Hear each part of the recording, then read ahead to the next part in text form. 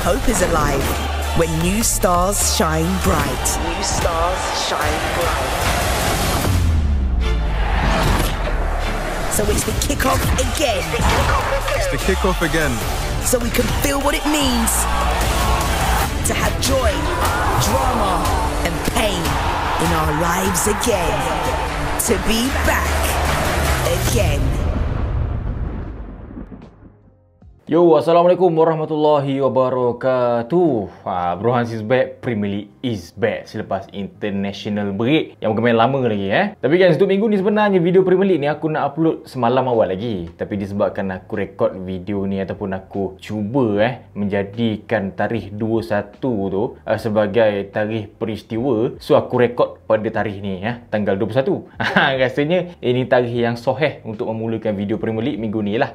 Ini pun atas nasihat masyarakat majmuk juga ni. So sempena melepasi 21 hari bulan, mari kita review update season so far untuk Premier League. Let's go. First, Newcastle lawan Benfica dalam UCL. Tapi minggu ke-8 Premier League, Newcastle dapat kekalahan ketiga diorang season ni daripada Brighton Sebelum ni kalah pada Liverpool last minute, kalah pada Arsenal last minute. Ini kalah pada Brighton pun boleh kata hujung game. Joelinton buat mistake keluar awal, Elanga keluar awal, Tonali, Anthony Gordon pun semua kena sub keluar. Senang cerita, match lawan Brighton ni cuma Walter-Mate je dengan Nick Pope je yang berada di dunia sebenar. Yang lain semua lost. Tambah-tambah Welbeck the Great pula tu yang menjahanamkan poin Newcastle. Dua-dua Welbeck score, bayangkan. First goal Welbeck score, run over 4 defend Newcastle sampai kena ciduk Pope. Tapi satu-satunya gol Walter-Mate tu memang level lain Lain macam dia bagi. Goal style Nani pula tu. Aku dah cakap masa review transfer lagi tu, kaki Walter-Mate ni memang favourite aku. Aku tak berkenan harga dia je, tapi style footwork, style goal scoring dia memang legit. Walter-Mate so far dah score lebih daripada Gyökeres, Ekitike, Isak. Siapa je expect. Dan memang bila nak discuss Brighton ni daripada dulu, kalau form diorang tengah cantik, berderet diorang memang tak kerti kalah Brighton semenjak bulan 4 dah jumpa siapa? Liverpool, Spurs, Man City, Chelsea. Kalah berapa? 2 kali je. Termasuk match ni, modal Brighton is purely through ball. Tadi through ball dah membuka ruang si Welbeck score gol pertama. Ini through ball kedua pun Welbeck score gol kedua.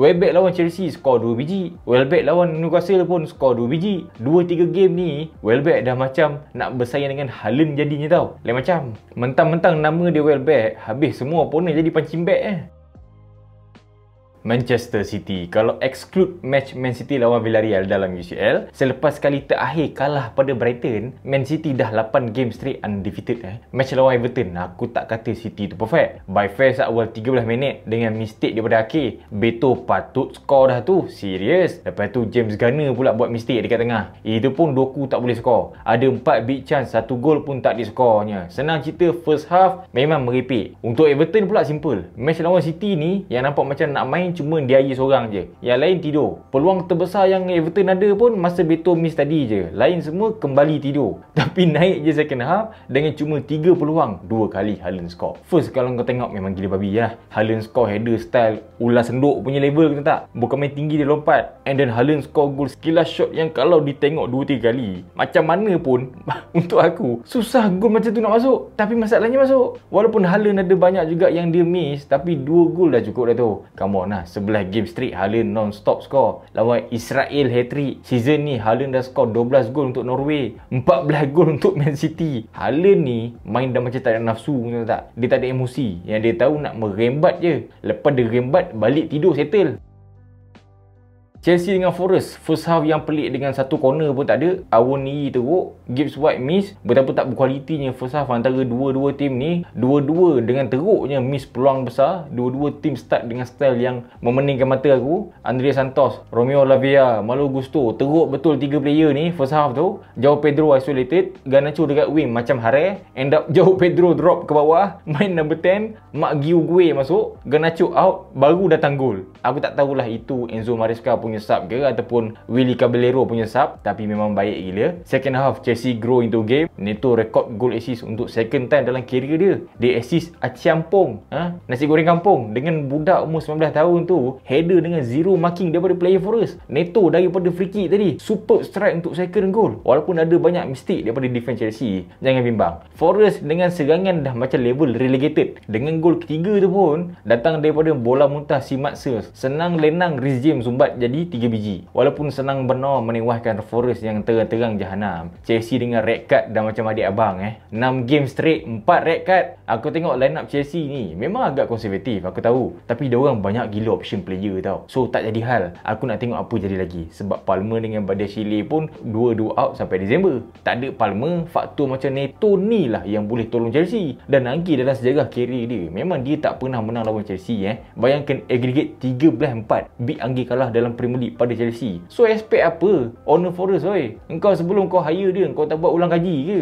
Dan paling gila, beat Anggi kena set tengah game tau. Bila dah tahu kena set time match tu tengah berlangsung, member tu pun reda je lah. Press conference pun tak buat. Dengar cerita masa result 2-0, tengok je Neto sumbat strike level gitu. Apa lagi, Honor Mafia pun hilang pedoman. Geram sangat dia. Tu dia setnya Anggi. Aku memang bila tengok muka Mafia tu, aku dah tahu dah memang Anggi confirm kena set punya. Sebab muka dia menunjukkan yang dia dah ready tau. M16 dah waktu tu, tinggal nak letup sekali benar Anggi jadi manager paling pantas kena set. Dan ikutkan semenjak bulan 4, Forest cuma menang 3 kali je, 27 game straight termasuk friendly, menang cuma 3. Komen apa? Bermakna 24 game kalah. Nak haram betul. Aku rasa owner Forest ni dia patut hire diri sendiri lah jadi manager. Ini baru je aku tengok ni, baru hari ni Sean Dyche jadi manager baru Forest. Nasib baik dia hire Sean Dyche, manager kaki loblok, manager yang dah terbiasa kerja bawah tekanan. So tak ada hal, marilah kita tengok Sean Dyche jadi apa dekat Forest. Jangan owner Mafia gila set Sean Dyche lepas 2 game sudah. Alright, Arsenal Fulham. First thing first, kita kena review our video sponsor Fulham FC dulu. Gareth Bale as SBO Top Ambassador, SBO Top dan Adidas as Fulham FC principal partners untuk season 2025-2026. Kena mention tu. Untuk kaki Fantasy Premier League, SBO Top juga ada Liga FPL khas ada free tak pun paid league dengan hadiah mingguan menanti. Cara join, check link kat bawah. So, hari ni masa aku tengah record video ni, sebenarnya dekat Emirates tu ada masalah air tau. Aku tak tahu lah itu masalah syabas ke, masalah pembentungan air ke, tapi dengar cerita player-player Atletico Madrid tak boleh mandi weh. Air panas tak ada. So rasanya match tu akan ada gaduh-gaduh tu, sebab Simeone mandi dalam keadaan sejuk dekat Emirates. Tapi dalam Liga termasuk minggu ni, Arsenal terus kekal cemerlang mengumpul point dengan 8 game straight undefeated. Season so far Arsenal cuma kalah 1 kali semua competition. Arsenal, Bournemouth, Crystal Palace semua satu level, kalah cuma 1 kali. Dan kalau nak kata Arsenal as the best defense in the league, masih lagi valid. So far bolos cuma 3 start minggu ke-8. Ini penjarakan sosial paling besar yang Arsenal dapat, selain dari dibantu MU, selain dari kepisangan melampau Liverpool dan berkat corner merchant daripada Arsenal. So lawan Fulham dekat Craven Cottage, Trossard dapat first goal Liga dia. Tapi memang betul lah, bila tang corner yang akan jadi punca 2 manusia. Tak Saliba confirm siapa? Gabriel. Dan itu yang jadi, di repeat sampai ke sudah benda tu berlaku lagi, dan benda tu menjadi pula tu. Itu yang aku tak faham tu. Kepala Gabriel menyotong defend Fulham dan Trossard as goal scorer, terus jackpot. Aku selaku separuh fan Fulham pun kena mengaku yang corner Arsenal tu memang almantabun. Tapi overall, even Fulham show off yang diorang memang tim yang sentiasa bahaya. Cuma bila tak ada Rodrigo Muniz, pisang mat. Sebab kita tahu memang Fulham ni diorang sentiasa harapkan apa? Kecemerlangan daripada winger dengan striker. Raul Jimenez pun kejap injured, kejap sihat. Muniz dah 3 game straight injured. Itu yang elok kalah 1 daripada 7 game, terus jadi 3 kali kalah straight tu. Fulham oi, nak lagi perit. This week Fulham bakal turun menentang Newcastle dekat St James Park. Jadi alalang form Fulham tengah teruk tu, dan dalam usaha nak cari win semula ni, almarilah aku nak ajak korang predict result match Fulham lawan Newcastle. Dia simple, Fulham dah 2 game straight unbeaten lawan Newcastle sebelum ni. Aku yakin dua tim ni akan skor, cuma tak tahulah berapa. So jom dapatkan jersey official daripada Fulham, teka result match tu, dan aku ada beberapa hadiah lagi daripada Fulham nak bagi pada korang. Dan this weekend aku akan buat live stream. So apa lagi, stand by, let's go.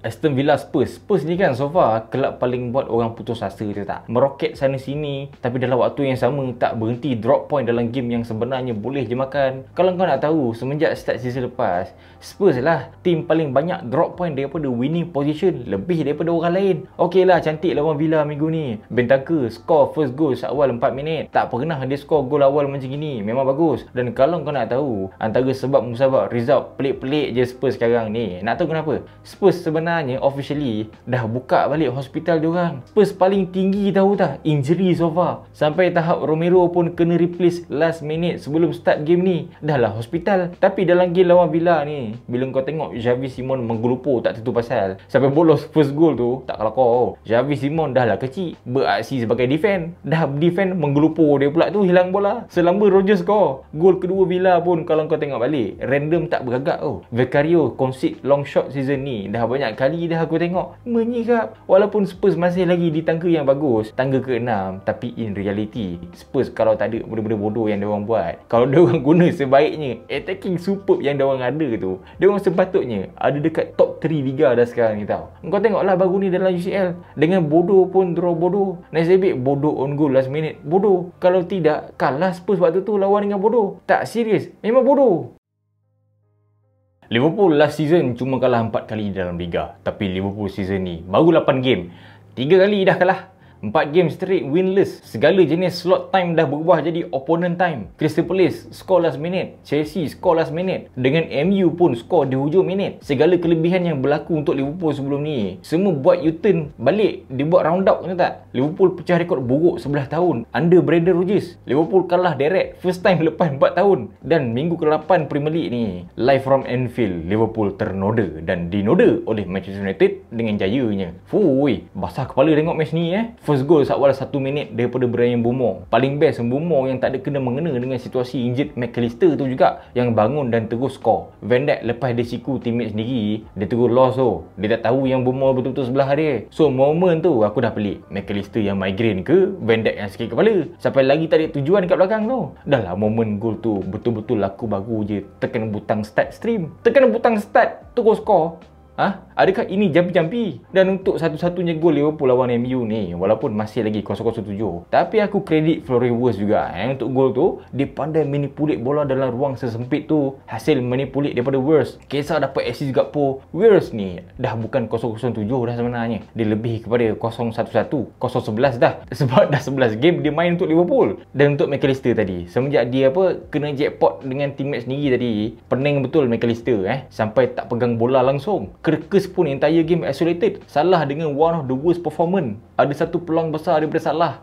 Menjirap tengok Salah miss. Buang peluang sebesar itu. Isak pun sama. Langsung tak tunjuk apa-apa selain miss. 7 match dengan Liverpool, 1 gol take in je. Dekat sini Newcastle dah cakap no refund allowed. And then antara player man of the match Liverpool pilihan aku, Cody Gakpo. Aku cakap apa? Dia punya man of the match tu aku tak boleh nak fikir tau. Apa punya tangkal dia pakai dalam game ni 3 kali tembak tiang weh. Aku tengok pun kesian. Sebab bukan apa, kalau kau nak tahu, tahun lepas Nunes dah rembat tiang 4 kali lawan Chelsea. So kenapa tahun ni Gakpo decide untuk meneruskan legasi tiang Nunes tu dekat Liverpool? Apa rindu Nunes ke macam mana? Dan apa si Van Dijk semenjak 2 menjak ni dia memang macam pelik-pelik kuban-kuban lawan Chelsea. Van Dijk no look defending. Mungkin dia ingat punggung dia boleh berubah jadi tangan keeper gamaknya dalam match lawan MU. Van Dijk cederakan McAllister sampai pakai nak tudung orang tu. Dan Van Dijk siot bola straight ke muka Kerkes, nyaris patah hidung Kerkes. Overall aku dah cakap last season, Slot betul-betul lucky pasal dia warisi Klopp punya mesin team. Tapi sekarang lagi-lagi lepas shopping terlebih-lebih daripada Chelsea, lepas daripada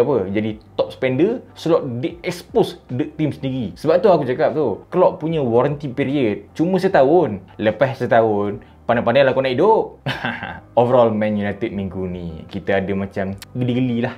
Senang cerita First back to back win lepas 16 bulan. Amorim menang back to back Liga for the first time ever. MU minggu ni jadi owner Liverpool seawal seminit. MU lead half time dekat Anfield for the first time lepas 10 tahun. Dan 100% dalam sejarah masih lagi maintain, kalau MU leading half time dekat Anfield, diorang memang tak pernah kalah. First win MU dekat Anfield semenjak zaman Van Gaal. MU main long pass, long ball antara paling tinggi dalam tempoh 8 tahun. Senny Lamens betul-betul berubah jadi ketua Kopiori. Dan dalam 2 match ni, ini rupanya perasaan ada keeper yang memang keeper. Oi, lama betul aku tak rasa MU ni ada keeper. Mbeumo rekod gol Liga lagi banyak daripada Palmer. Wirtz, Isak, Garnacho combine together. Ahmad is back. Shaw tiba-tiba menunjukkan performance seorang player bola semula.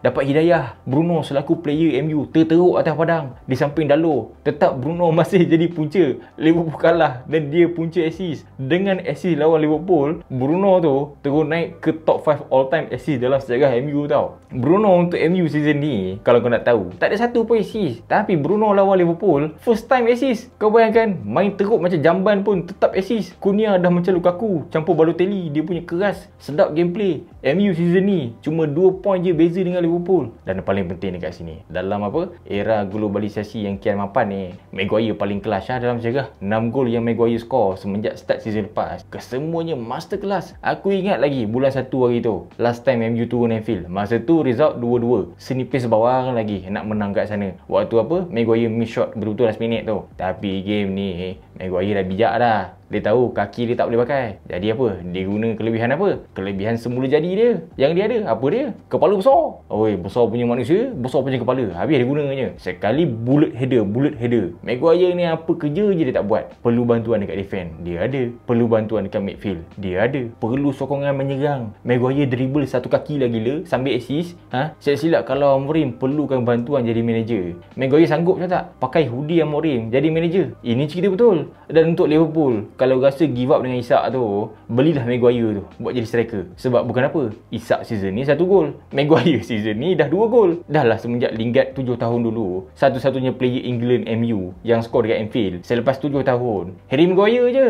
Dia kan kalau 4 game straight kalah, belum level malu tertinggi lagi tu. Tapi bila dalam 4 game straight kalah serta menyelit Maguire dan Nketiah yang skor, itu aku rasa Slot punya malu tu dah boleh standby pakai sekut je gebu dah tu. Itu nasib match ni Slot tak blame lagi player dia. Kalau Slot tak habis-habis blame lagi player dia, jawabnya lambat laun boleh jadi perang saudara tu. So overall kepada fan MU aku rasa nikmatilah minggu kemenangan lawan Liverpool ni. Sebab sebenarnya bukan selalu ini ada kemenangan gemilang lawan Liverpool ni, celebrate lah sampai puas. Ya, kita jumpa dalam next video. Mana-mana baru tengok Forest Studio, make sure korang tekan subscribe button dekat tepi tu, like, share. Jangan lupa grab prediction result Newcastle menentang Fulham minggu ni. Link ada dekat bawah. Mana-mana baru tengok Forest Studio, make sure korang tekan subscribe button dekat tepi tu, like, share. I'll see you in the next video. Aku Bro Hans. Thanks for watching.